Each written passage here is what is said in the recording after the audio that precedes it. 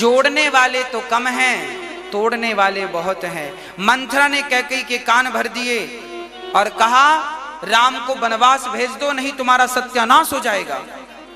कैकेयी ने बात मान ली। देखो, जब आप गलत लोगों की बातें मानते हैं तो सत्यानाश हो जाता। कैकेयी ने मान लिया मंथरा की बात। अरे मंथरा दासी थी, मंथरा तो झाड़ू पोंछा लगाती थी। याद रखना, कभी भी सलाह अपने से ऊपर वाले व्यक्ति से लेना। जिसकी बुद्धि आपसे ज्यादा हो, जिसके विचार आपसे पवित्र हो, सदा सलाह उनसे लेना। उनसे सलाह, जितनी बुद्धि आप अपने लेवल की बुद्धि से कम लेवल की बुद्धि वाले से सलाह लोगे तो वो क्या सलाह देगा? बोलो। सलाह हमेशा अपने से टॉप व्यक्ति से लेना चाहिए।